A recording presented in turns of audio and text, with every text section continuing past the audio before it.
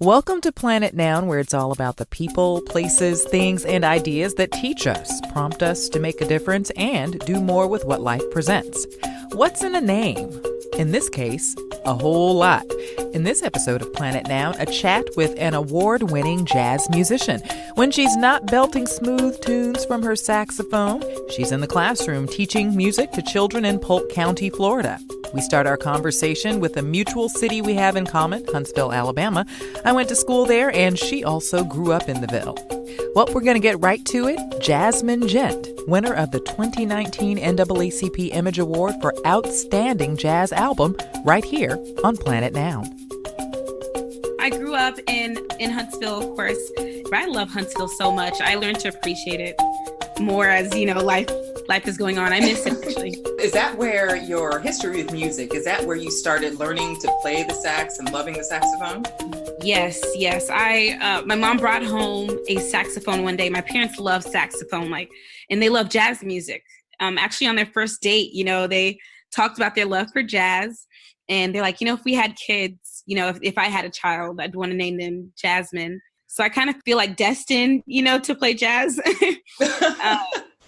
And it's funny, I started on piano in elementary, and my mom brought home the saxophone one day, and she's like, "You're playing this." So I didn't have a choice. I started playing, and I also started playing at a church in Huntsville, and that jump started. So my parents are definitely the start of my growth for jazz. And Huntsville, I definitely attribute a lot to Huntsville. When you were playing the piano, did the saxophone take easier than the piano? Was piano something, okay, this is what you're playing, but either you didn't have a love for it or it just didn't set as well as the saxophone? How did that work out? I think the saxophone's a little easier. Piano, I don't want to say it's easier per se, but the piano, you have all these notes that you're playing, multiple notes. Saxophone is one note at a time. So for me personally, I was able to learn saxophone easier just because of my prior experience with piano. The funny thing when you said, when your parents were talking about their love for jazz and how if they had kids, they would name one Jazmin. I have a twin sister and an older brother. It's funny that I end up playing jazz, but all of us were in, band and everything. So I guess I might have been the nerd that kind of just wrote it out as a career. And that's and that extends from your parents' love of music. Did they always play jazz in the household? Because I know some folks say, well, you perform in church or you sing in front of church or you hear records, vinyl records or whatever, CDs all the time. Is that what your home was like growing up? Oh my goodness. Yes, definitely. My parents, my mom, she had hundreds and hundreds of CDs, and my dad had hundreds and hundreds of CDs. So certain people like Kirk Whalum, who's an amazing saxophonist, I at one point was like, I can't hear another song. It's just too much. And now, of course, I love Kirk Whalum. I'm a huge fan. Do you go to his Gospel According to Jazz when he has those? Always. It's funny. Like when I picked up the saxophone, I heard that sound so much that I'd start trying to imitate that because that's what I knew. That's what I was listening to all the time. So I'm thankful now that they wore out those, CDs and records so much. Now, how old were you again when you started playing the saxophone? How old were you? I was 12. I was in 6th grade. Okay. You started playing the piano when? That was like 2nd, 3rd grade. Okay. So your mom said, okay, you're playing the saxophone. And did you love it right away? Or were you a little, I don't want to say bitter. That's not the right word. Were you a little upset? Mom is making me play this saxophone. And then later on you said, hey, there's something here. I think it was just, I didn't feel kind of either way. I did like music. I did enjoy band. So my love for it just kept growing. So I liked it. And then my love for it grew because, there's definitely a lot of practice and work that goes behind it. So you definitely have to be, passionate about what you're doing. And when you say practice, because a lot of times when people see a performance, they see the finished product. They see everything nice and polished. How much practice goes into what you do? When we see your videos on YouTube, that's like the finished product, an example of a finished product. Or when we hear, your album. How much work do you put into that? How much time? Because you also work full time. Yes. And that's the challenge for me. I teach as well. And I'm also, I feel like I'm working 2 jobs. I also perform, and play different performances and jazz festivals. So ideally I would love for it to be, like 3 hours every single day. But in reality, it is just, as long as I pick up my saxophone every day and play, at least an hour, I feel good. Okay. Any day that I miss a day of practice, it affects like my mood and everything. So playing jazz and playing the saxophone, that's just an extension. That's who you are. Would that be accurate to say? Definitely. Music is such a big part of my life. I teach music, I play music. So it's just a normal part. That's normalcy for me. When did you realize, about how old were you when you realized you had something special? Because there's a point in time for us all where we realize, okay, I'm good at this, I'm good at that, okay, I'm good at all these things right here, but this one thing right here, or these couple of things right here, this is something good for me, something really special. I'm one of those people, I'm very hard on myself and a big time like perfectionist. So I feel like, man, there's this unobtainable goal that I have, for myself that I'm just constantly working towards. So I don't think there's a point where I'm like, I just know I had a love for music and it's what I wanted to pursue. I can't see myself doing anything else. So that's what turned it into a career. But I don't think there's a moment where I'm like, but now that I think about it, I did this competition called the Smooth Jazz Cruise. And I did this Show Your Talent competition. And the judges were Marcus Miller, Brian Culbertson, and Boney James. So I'm standing up there like, I know. I'm like, oh goodness. It was surreal to be in front of these people I grew up listening to. And I did that competition and I won the competition. And, it's no one but God. I'm so thankful. And I got to perform for like the opening Sirius XM Hall of Fame. They had that on the cruise. And, I was so nervous before I played, and Brian Culbertson came up to me and he's like, you know what, just have fun. And if you have fun, everyone else will have fun too. And that was the moment where I was like, you know what, maybe I could do this and record and write and make this a career. So that would be a defining moment, but I'm still working. That happen? That was 2014. Would you ever want to become a full-time musician, or is teaching also, because you're also a teacher, is teaching also equally a part of who you are? They're both equally a part, performing and teaching. So I just try to do this. I'm trying to do it as long as I can, but there are moments where trying to drive to my, classroom straight from the airport, and I'm taking my luggage in my classroom, and, those are the challenging moments. So I'd like to continue to do both, but, if music really, really calls, I might have to make a decision. But at this moment, I'm just going to keep, juggling. Not there. Cross that bridge when you get to it. Yes. That's really awesome that you're able to do both. Now tell me about your teaching. Yes, teaching is definitely my passion. I used to teach a kids course, like it was a summer camp, and it was like 150 kids. My mom is a retired, teacher, so I'd get pointers and tips from her.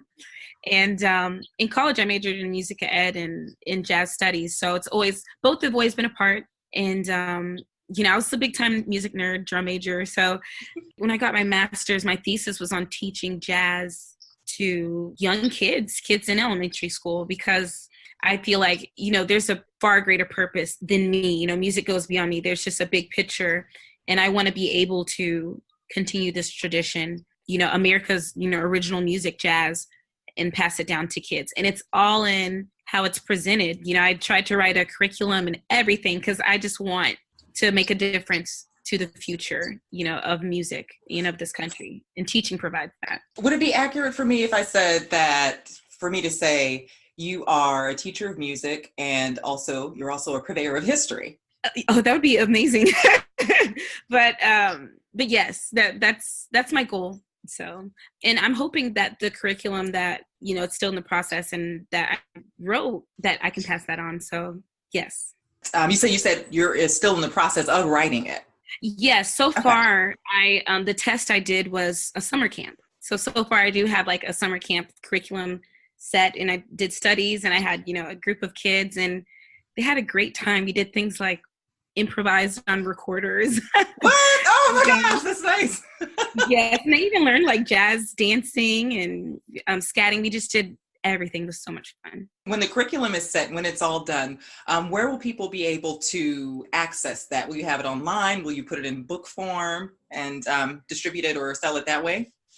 I would like both online and book form. Nowadays, book form, it's like, even when I get music for my students, they always like to have a code and you get it online. So things are changing, but I definitely like to have it in as many forms as possible. Okay. And your students, what age levels and grades do you teach? I teach elementary. Okay. Yes, K through 5. Question for you about stage and stage presence. Now, I don't know about you, but every time I have to do anything on a stage in front of a bunch of people, I am nervous as all get out. And I know some folks, when they get on stage, it's like this other side of their personality. It's a full part of who they are. Another side of their personality comes out, and you just see this whole other being, and they just shine, and they love it. They love the energy from the audience. But then you have other folks, also great performers, always nervous. So what's it like for you? I'm definitely nervous. I definitely get nervous. I guess people have ways of like playing it off or whatever, but I know everyone probably has like a ritual, set thing they have to do to kind of calm themselves. For me personally, it's like complete darkness and maybe like, lay down, just different things like that, depending on the performance. So yes, I get absolutely nervous. So is it different when you perform, say, in front of a church audience where folks are going to tell you play for Jesus, or is it different depending on versus playing in front of, say, in like a concert hall or like a lounge? Is the nervousness different? This might sound really weird, but when it's like a huge group, maybe say if it's like 2,000 people or something like that, I don't get as nervous as if it would be like 50 people.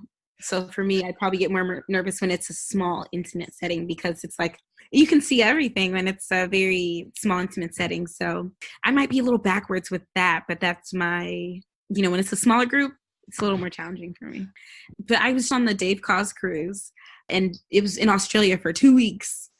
And they have different venues, on the boat, on the cruise ship. It's like a festival on the boat. And it was those like intimate, small settings where it's like 60 people or 70 people or 50 people. So that was the funny thing. That was the setting for a lot of that. I love playing. So sometimes they, go away, and at the end of the day, I just get to express myself, another way of expressing myself through music. And so when you play, are you thinking of the next note, or does the music just kind of carry you where it carries you? Because it's part of you, it's in your mind. Describe how you feel as you're actually playing music. Does that make sense? Yes, I think you do want to be able to make a connection, because with a connection to the audience too, and the music, whatever you're trying to convey, I try to think of whatever I want to portray in the music. So for example, I have a song called Amends. And these are all things that I'm working on in my life. You know how we all can hold on to things for years and years. So I try to think about, just letting go and forgiveness and all of those things during that song. I have a song called Heat, and it's, Latin, and it's very upbeat. So it's, all about having fun and getting everyone involved in that. So I think about the song and the direction. Now let's talk about your award. You've won an NAACP Image Award. How did you find out you were nominated, and how did you find out that you won? Oh my goodness.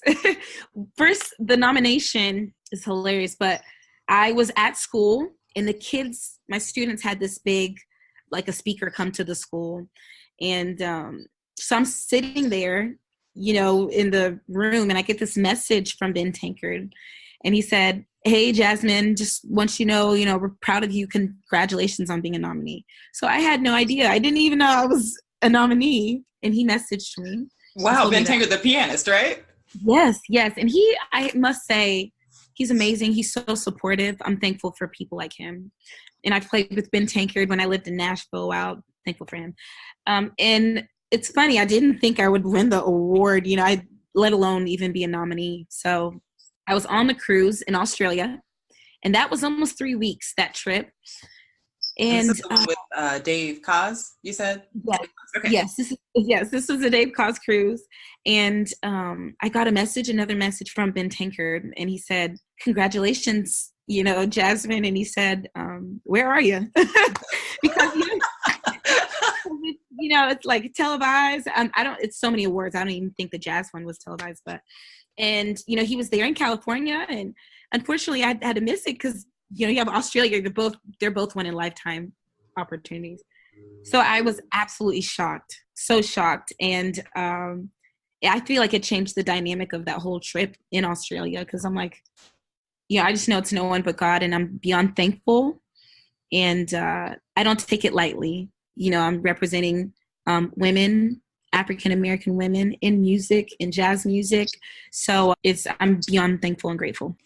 And have you run across any little girls who expressed to you an interest and wondering, can I do this? I definitely have. I even see it in some of my students. And I always try to emphasize, I'm that person who, if it wasn't for my mom, forcing me to play the saxophone, forcing me to play in church, pushing me to go in front of people and speak and play, I wouldn't be where I am. That shyness and that hesitant, holding back, sometimes that can hold you back from, whatever your blessing or your purpose in life. So we can sometimes hold ourselves back, and it's all in our mind.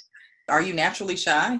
I am. I wouldn't consider myself a shy person. No, I would say I'm more outgoing, but it kind of depends on setting for me. Yeah, if it wasn't for my mom is a very, very shy person. So I think she made a goal for me not to, I don't want my kids to be like that. So, she kept pushing and pushing. Even the NAACP nomination, she's like, I want to put your name in. And she's my momager.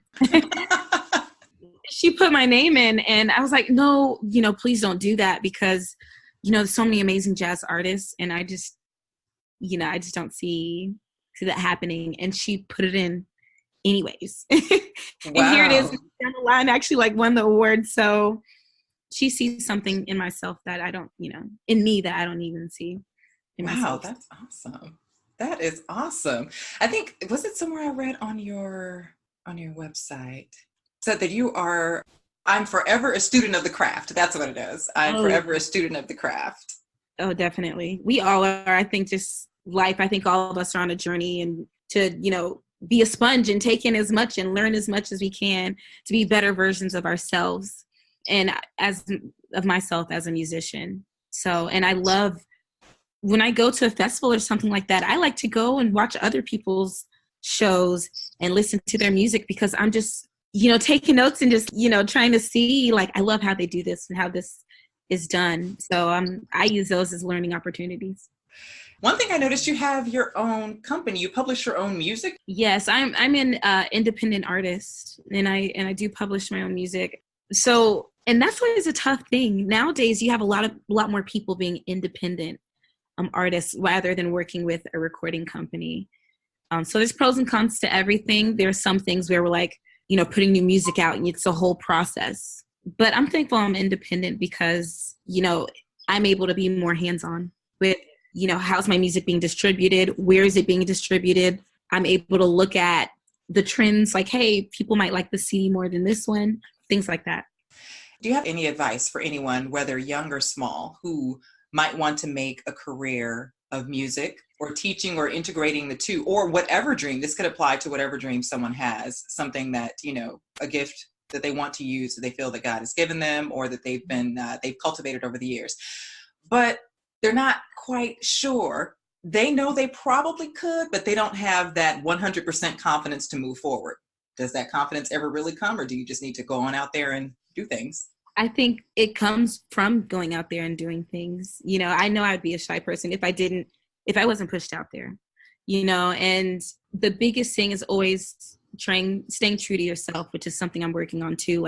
What do I like to listen to? What do I like to play? What defines me as Jazmin and me and my music, So I would just tell them to stay true to yourself and just get out there and play. Networking is a huge aspect as well in this business. And the more I get into it, I see how much more networking and how important that is, building relationships with people.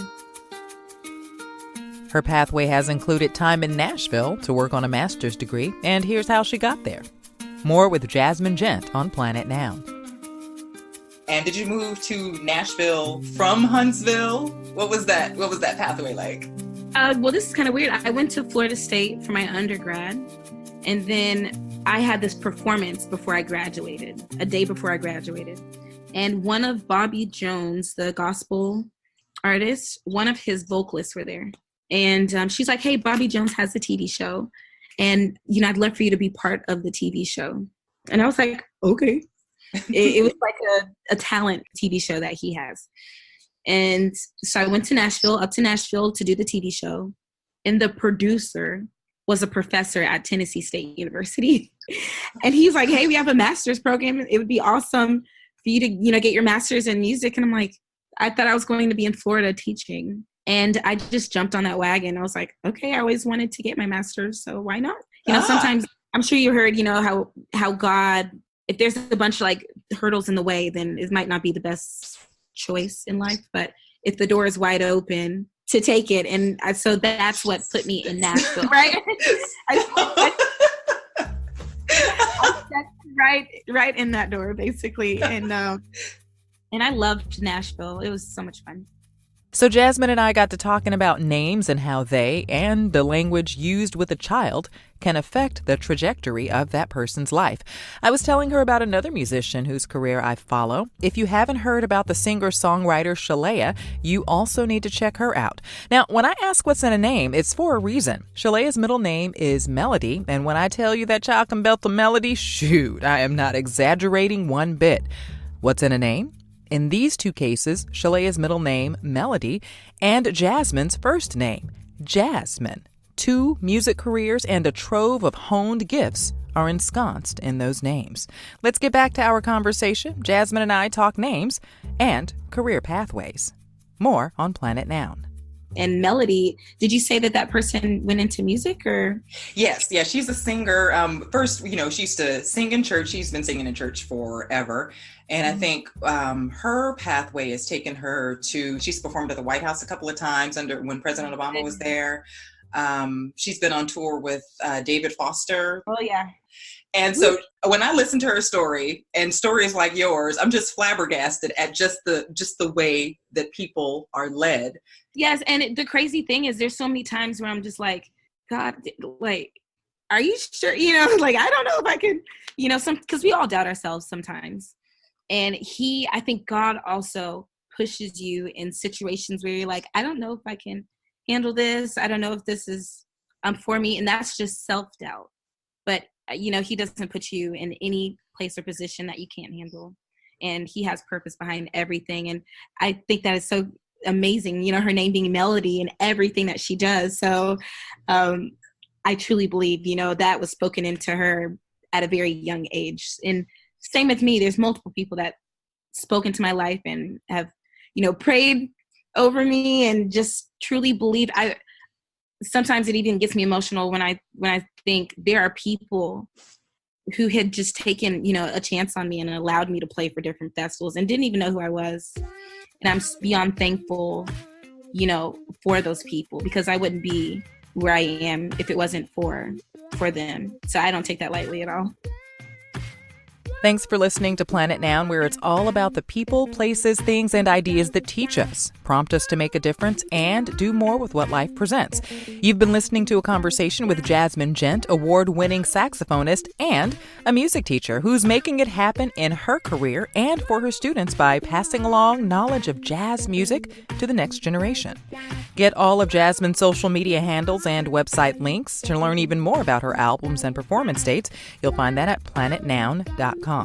I'm Liz Anderson, host of the Planet Noun podcast. Don't forget to follow us on social media, Facebook, Instagram, and Twitter. We're also on SoundCloud, Google Play Music, and Stitcher. Oh, you can also stop by Apple Podcasts and rate the show. Thanks again for listening. Until next time, take care.